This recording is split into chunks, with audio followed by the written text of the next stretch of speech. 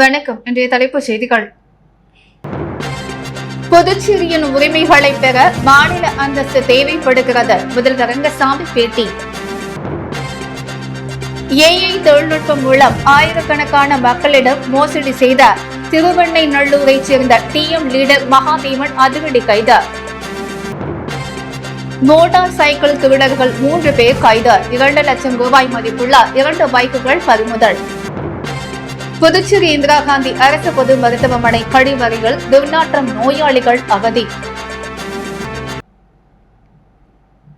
India கூட்டணி கட்சிகள் சார்பில் நடத்தப்பட்ட முழு அடைப்பு போராட்டம் எதிர்க்கட்சிகளின் அரசியல் லாபத்திற்காகவே நடத்தப்பட்டுள்ளதாக முதல்வர் ரங்கசாமி தெரிவித்துள்ளார். மின்கட்டண உயர்வை கண்டித்து இந்தியா கூட்டணி சார்பில் நேற்று பந்த் குறித்து முதல்வர் ரங்கசாமி செய்தியாளர்களிடம் கூறும்பொழுது, மத்திய உள்துறை அமைச்சக செயலர் குழு விரைவில் புதுச்சேரிக்கு வருகை தர உள்ளது. இக்குழுவினர் அதிகாரிகள் கூட்டத்தை கூட்டி ஆய்வு மேற்கொள்ள இருக்கின்றனர். என்னையும் சந்திக்க உள்ளனர். மின்கட்டண உயர்வை ஈடுகட்டும் வகையில் பொதுமக்களுக்கு மானியம் அறிவிக்கப்பட்டுள்ளது. அதன்படி 2 மாதங்களுக்கு சேர்த்து மின்கட்டண மானியம் வழங்கப்படும். அதனை அடுத்து மின்கட்டண ரசீதில் மானிய தொகை கழிக்கப்பட உள்ளது. ஆனால் அரசியல் லாபத்துக்காகவே எதிர்க்கட்சிகள் பந்த் நடத்தியுள்ளனர் என முதல்வர் கூறினார். மேலும் புதுச்சேரியின் அனைத்து பிரச்சனைகளுக்கும் மாநில அந்தஸ்து மட்டும் ஒரே தீர்வாகும். மாநில அந்தஸ்துக்காக டெல்லி செல்ல உள்ளேன் என்றும் அதற்கான நடவடிக்கை மேற்கொள்ளப்பட்டுள்ளது. புதுச்சேரியின் உரிமைகளை பெற மாநில அந்தஸ்து தேவைப்படுகிறது என்றார். ஏஐ தொழில்நுட்பத்தில் ட்ரேடிங் செய்யலாம் என கூறி ஆயிரக்கணக்கான மக்களிடம் பல கோடி ரூபாய் மோசடி செய்த வழக்கில் டீம் லீடராக செயல்பட்ட திருவெண்ணைநல்லூரைச் சேர்ந்த மகாதேவன் என்பவரை போலீசார் கைது செய்துள்ளனர். பெங்களூரு, நாமக்கல், நெய்வேலியில் போலி கால் சென்டர்கள் நடத்தி ஏஐ தொழில்நுட்பத்தில் ட்ரேடிங் செய்து அதிக லாபம் சம்பாதிக்கலாம் என ஆசை வார்த்தை கூறி புதுச்சேரி உட்பட பல்வேறு மாநிலங்களில் ஆயிரக்கணக்கானோரை ஏமாற்றிய கும்பலை புதுச்சேரி சைபர் கிரைம் போலீசார் கைது செய்தனர். இந்த மோசடி தொடர்பாக பிரவீன், ஜெகதீஷ், முகமது அன்சர், தௌபில் அகமது, ராமச்சந்திரன், பிரேம் ஆனந்த், விமல்ராஜ் உள்ளிட்ட 7 பேர் கடந்த 1ஆம் தேதி கைது செய்யப்பட்டனர்.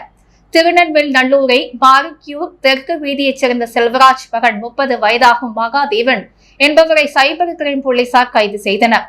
இவர் நெய்வேலி என்டிஎஸ் குரூப் ஆஃப் கம்பெனியில் டீம் லீடராக செயல்பட்டுள்ளார். தனக்கு கீழ் செயல்பட்ட 10க்கும் மேற்பட்டோருக்கு மாதம் ரூபாய் 30 முதல் ரூபாய் 50 லட்சம் வரை டார்கெட் கொடுத்து வேலை வாங்கியுள்ளது விசாரணையில் தெரிய வந்துள்ளது.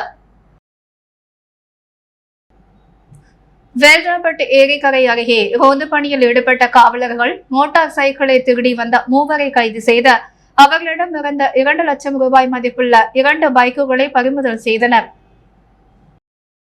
புதுச்சேரி காவல்துறை எஸ்பி பக்தவச்சலம் மற்றும் முதலியார்பேட்டை இன்ஸ்பெக்டர் கண்ணன் ஆகியோர் உத்தரவின்படி சப் இன்ஸ்பெக்டர் ஜெயபிரகாஷ் மற்றும் குற்றப்பிரிவு காவலர்கள் நேற்று முன்தினம் இரவு ரோந்து பணியில் ஈடுபட்டனர். அப்பொழுது வேல்ராம்பட்டு ஏரிக்கரையில் சந்தேகத்திற்கு இடமளிக்கும் வகையில் மோட்டார் சைக்கிளில் வந்த 3 பேரை பிடித்து விசாரணை நடத்தினர். அப்போது அவர்கள் ஓட்டி வந்த மோட்டார் சைக்கிள் திருட்டு வாகனம் என தெரிய வந்தது. இதனை அடுத்து அவர்களை கைது செய்து போலீஸ் நிலையம் அழைத்துச் சென்று தொடர் விசாரணை நடத்தினர். அப்போது அவர்கள் மேலும் ஒரு மோட்டார் சைக்கிள் திருடியதை ஒப்புக்கொண்டனர். இதனை அடுத்த 2 மோட்டார் சைக்கிளையும் எஸ்ஐ ஜெயபிரகாஷ் பறிமுதல் செய்தார். அவைகளின் மதிப்பு ரூபாய் 2 லட்சம் இருக்கும். இதனை அடுத்து மோட்டார் சைக்கிள் திருடர்களை பிடித்த போலீசாரை சீனியர் எஸ்பி பாராட்டினார். புதுச்சேரி இந்திரா காந்தி அரசு பொது மருத்துவமனையில் துர்நாற்றம் வீசுவதாக நோயாளிகள் மற்றும் அவர்களுடன் உடன் வரும் உறவினர்கள் மிகவும் சிரமத்திற்கு ஆளாக்கி வருகின்றனர். புதுச்சேரி நகர பகுதி சட்டப்பேரவை அருகே உள்ள இந்திரா காந்தி அரசு பொது மருத்துவமனையில் புதுச்சேரி மற்றும் இன்றை தமிழக பகுதி என கடலூர், விழுப்புரம் பகுதியில் சேர்ந்த மக்கள் தினம்தோறும் ஆயிரக்கணக்கான நோயாளிகள் வந்து சிகிச்சை பெற்று செல்கின்றனர். இந்த நிலையில் வெளிப்புற சிகிச்சை பிரிவில் எண் 32 மருந்து மாத்திரை வாங்கும் கவுண்டர் உள்ளது. நோயாளிகள் சிகிச்சை எடுத்த பின்பு மருந்து மாத்திரை வாங்க நீண்ட தூரம் வரிசையில் நிற்கின்றனர். இந்த நிலையில் அருகே உள்ள கழிவறையிலிருந்து துர்நாற்றம் வீசுவதால் நோயாளிகள் மற்றும் உறவினர்கள் மிகவும் சிரமத்திற்கு ஆளாகி வருகின்றனர். இதை புதுச்சேரி அரசு ஆய்வு செய்து உடனடியாக சரி செய்ய வேண்டும் எனவும் அவர்கள் வலியுறுத்தி வருகின்றனர். ஜனாதிபதியிடம் பிளாரன்ஸ் நைட்டிங்கேல் விருது பெற்ற புதுச்சேரி செஞ்சி சாலையைச் சேர்ந்த கிராமப்புற செவிலியர் விஜயகுமாரி முதலமைச்சர் ரங்கசாமியை சந்தித்து வாழ்த்து பெற்றார். நாடு முழுவதிலும் உள்ள மாநிலங்கள் மற்றும் யூனியன் பிரதேசங்களில் உள்ள அரசு மருத்துவமனைகளில் சிறப்பாக பணியாற்றும் செவிலியர்களை தேர்வு செய்தார். அவர்களை கௌரவப்படுத்தும் விதமாக ஆண்டுதோறும் பிளாரன்ஸ் நைட்டிங்கேல் விருதை மத்திய அரசின் சுகாதாரத்துறை வழங்கி வருகிறது. அதன்படி 2024 ஆண்டிற்கான பிளாரன்ஸ் நைட்டிங்கேல் விருதுக்கு புதுச்சேரி செஞ்சி சாலையை சேர்ந்த கிராமப்புற செவிலியர் ANM விஜயகுமாரியை தேர்வு செய்யப்பட்டார். கடந்த 28 ஆண்டுகளாக கிராமப்புறங்களில் பணியாற்றி வரும் விஜயகுமாரி தற்பொழுது தவளக்குப்பம் ஆரம்ப சுகாதார நிலையத்தில் கிராமப்புற செவிலியராக பணியாற்றி வருகிறார். இவர் தனது பணியை சிறப்பாக செய்ததுடன் இரத்த தானம், கண் தானம் விழிப்புணர்வு, கர்ப்பிணிகளின் மற்றும் பிரசவித்த தாய்மார்களுக்கு தேவையான விழிப்புணர்வு, சுற்றுச்சூழல் மேம்பாட்டுக்கான விழிப்புணர்வு உள்ளிட்ட செயல்பாடுகளில் தனது பங்களிப்பை சிறப்பாக செய்துள்ளார். இந்த உயரிய பிளாரன்ஸ் நைட்டிங்கேல் விருதை கடந்த 11ஆம் தேதி ஜனாதிபதியிடம் விஜயகுமாரி பெற்றார். இதனைத் தொடர்ந்து முதல்வர் ரங்கசாமியை சந்தித்து வாழ்த்து பெற்றார். புதுச்சேரி கடற்கரை சாலையையொட்டி தலைமைச் செயலகத்தின் அருகே இருந்த காஃபி கடை நகராட்சி அதிகாரிகளால் அதிரடியாக அகற்றப்பட்டது. புதுவை கடற்கரை சாலையையொட்டி தலைமை செயலகத்தின் அருகே காஃபி பார் உள்ளது. சாலை நடைபாதையில் அமைக்கப்பட்டுள்ள காஃபி பார் பல ஆண்டாக இயங்கி வருகிறது. இந்த காஃபி பார் மேற்கூரையில் மரக்கிளைகள் விழுந்து சேதமடைந்துள்ளது. இதனால் சேதமடைந்த மேற்கூரையை மாற்ற காஃபி பார் உரிமையாளர்கள் ஏற்பாடு செய்தனர். இந்நிலையில் புதுவை நகராட்சியின் எந்தவித அனுமதியுமின்றி நடைபாதையை ஆக்கிரமிப்பு செய்து காஃபி பார் இயங்குவதாக புகார் சென்றது. புகாரின் பெயரில் நகராட்சி அதிகாரிகள் போலீசார் துணையோடு அந்த கடையை அகற்ற பொக்லைன் எந்திரத்தோடு வந்தனர். கடை உரிமையாளருக்கு ஆதரவாக சிலர் திரண்டனர். நகராட்சி அதிகாரிகள் ஊழியர்களிடம் அவர்கள் வாக்குவாதம் செய்தனர். நகர் முழுவதும் சாலைகளை ஆக்கிரமித்து கடைகள் உள்ளது. இந்த கடையை மட்டும் அகற்றுவது ஏன்? உரிய முறையில் நோட்டீஸ் கொடுத்து அகற்ற வேண்டும் என்றனர். திடீரென பொக்லைன் எந்திரத்தை கொண்டு வருவதில் என்ன நியாயம் என கேள்வி எழுப்பினர். இதனால் அங்கு பரபரப்பு ஏற்பட்டது. இதன் பின்னர் போலீசார் துணையுடன் பொக்லைன் எந்திரம் மூலம் அந்த காஃபி கடையை நகராட்சி அதிகாரிகள் அகற்றினர். இதேபோல் ஆக்கிரமிப்பு கடைகளை அகற்றும் பணி தொடரும் என நகராட்சி அதிகாரிகள் தெரிவித்தனர். ராஜீவ்காந்தி பொறியியல் மற்றும் தொழில்நுட்ப கல்லூரியில் முதலாம் ஆண்டு மாணவர்களுக்கான வகுப்புகள் இன்று துவங்கியது. புதுச்சேரி கிருமாம்பாக்கம் ராஜீவ்காந்தி பொறியியல் மற்றும் தொழில்நுட்ப கல்லூரியில் கணினி அறிவியல், தகவல் தொடர்பு, செயற்கை நுண்ணறிவு மற்றும் தரவு அறிவியல், மின்னணுவியல் மற்றும் தொடர்பு உயர் மருத்துவம் சார்ந்த பொறியியல் பிரிவுகளில் புதியதாக சேர்ந்த மாணவர்களுக்கான முதலாம் ஆண்டு வகுப்புகள் துவக்க விழா கல்லூரியின் கலையரங்கில் நடைபெற்றது. கல்லூரியின் தாளாளர் ராஜகோபாலன் வழிகாட்டுதலின்படி கல்லூரியின் முதல்வர் முனைவர் விஜயகிருஷ்ண ரபாக்கா தலைமை தாங்கி விழாவினை துவக்கி வைத்தார். துணை முதல்வர் முனைவர் ஐயப்பன் சிறப்புரை வழங்கினார். இயற்பியல் பேராசிரியர் முனைவர் ஜெயபிரகாஷ் வரவேற்புரையும், இயற்பியல் பேராசிரியர் மற்றும் முதலாம் ஆண்டு துறை தலைவர் முனைவர் ரமேஷ் நன்றி உரை வழங்கினார். விழாவில் 12ஆம் வகுப்பு தேர்வில் சிறந்த மதிப்பெண்களை பெற்று கல்லூரியில் பொறியியல் பாடப்பிரிவுகளில் சேர்க்கை பெற்ற மாணவர்களுக்கும், நுழைவுத் தேர்வில் அதிக மதிப்பெண்கள் பெற்று நிர்வாக ஒதுக்கீட்டில் சேர்க்கை பெற்ற மாணவர்களுக்கும் நினைவு பரிசுடன் சான்றிதழ் வழங்கி கௌரவிக்கப்பட்டது. நிகழ்ச்சி ஏற்பாடுகளை கல்லூரி நிர்வாகத்தினர், ஆசிரியர்கள் மற்றும் மாணவர்கள் சிறப்பாக செய்திருந்தனர். முருங்கம்பாக்கம் கிராமத்தில் உள்ள ஏரி வாய்க்கால்களை தூர்வாரும் பணியை சட்டமன்ற உறுப்பினர் பாஸ்கர் பூமி பூஜை செய்து துவக்கி வைத்தார்.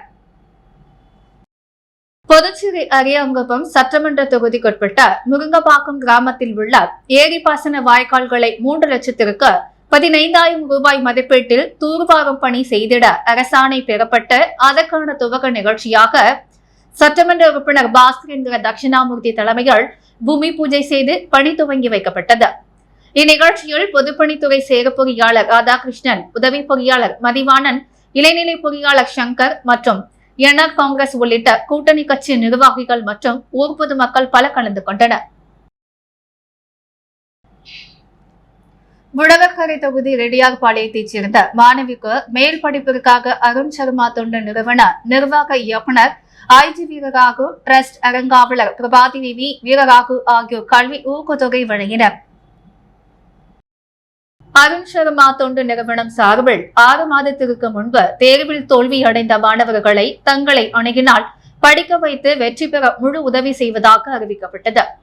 அதன்படி ரெட்டியார்பாளையம் சிவகாமி நகரைச் சேர்ந்த ஆட்டோ ஓட்டுநர் சதீஷ்குமார், பூங்குழலி தம்பதியினரின் மகள் சாதனா, அருண் சர்மா தொண்டு நிறுவன நிர்வாக இயக்குநர் ஐஜி வீரராகு, டிரஸ்ட் அறக்காவலர் பிரபாதேவி வீரராகு ஆகியோரை தொடர்பு கொண்டு உதவி கோரினர்.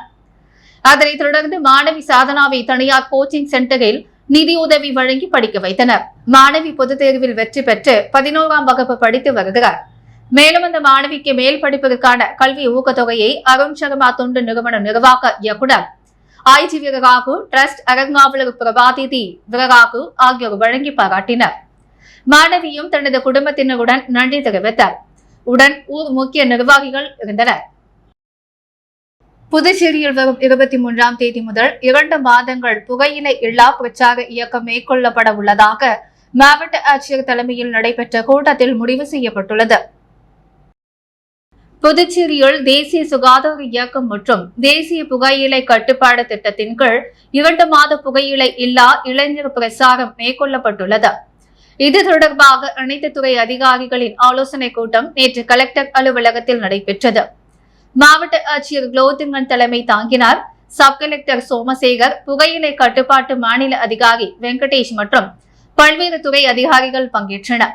கூட்டத்தில் வரும் 23ஆம் தேதி முதல் 2 மாதம் மேற்கொள்ள உள்ள புகையிலை எதிர்ப்பு பிரச்சாரம் குறித்து ஆலோசிக்கப்பட்டது. பின்னர் பிரச்சாரத்தின் முக்கிய பங்காளர் விழிப்புணர்வு நிகழ்ச்சிகள், ஊர்வலம், சுவர் விளம்பரங்களை, நட்சத்திர பிரபலங்களின் விழிப்புணர்வு பிரச்சாரம் மற்றும் குறும்படங்கள் திரையிட ஏற்பாடு செய்ய முடிவு செய்யப்பட்டது. புதுச்சேரி மரப்பாலம் சந்திப்பில் போக்குவரத்து நெருக்கடியை தீர்க்க ட்ரோன் மூலம் இரவு வேளையில் போக்குவரத்து போலீசார் ஆய்வு மேற்கொண்டனர். புதுவை நகர பகுதியில் நாளுக்கு நாள் போக்குவரத்து நெருக்கடி அதிகரித்து வருகிறது. பல இடங்களில் சாலைகள் விரிவாக்கம் செய்யப்பட்ட போதிலும் பிரச்சனை தீர்த்தப்படவில்லை. குறிப்பாக மரப்பாலம் சந்திப்பு முதல் முருங்கம்பாக்கம் சந்திப்பு வரை உள்ள ஈசிஆர் சாலையில் ஒவ்வொரு நாளும் காலை மாலை வேளைகளில் கடுமையான வாகன நெரிசல் ஏற்படுகிறது. இந்த பகுதியை கடக்க குறைந்தபட்சம் 20 நிமிடங்கள் ஆகிறது. அதற்கு காரணம் சாலையின் இருபுறமும் உள்ள குறுகலான தெருக்களுக்கு பொதுமக்கள் கார் மற்றும் இருசக்கர வாகனங்களில் குறுக்காக சாலையை மறித்து கடந்து செல்வதுதான். இதனிடையே சமீபத்தில் அரியாங்குப்பம் முருங்கப்பாக்கம் பகுதியில் ஆய்வு நடத்திய கவர்னரின் கார் போக்குவரத்து நெரிசலில் சிக்கியதை தொடர்ந்து போக்குவரத்து போலீசார் அதிர்ச்சி அடைந்துள்ளனர். இங்கு சாலை விரிவாக்கம் தான் போக்குவரத்து நெருக்கடியை தீர்க்க ஒரே வழி என்று போதிலும் தற்காலிகமாக மாற்று ஏற்பாடுகள் செய்ய வழி உள்ளதா என்று ஆய்விலும் போக்குவரத்து போலீசார் ஈடுபட்டுள்ளனர்.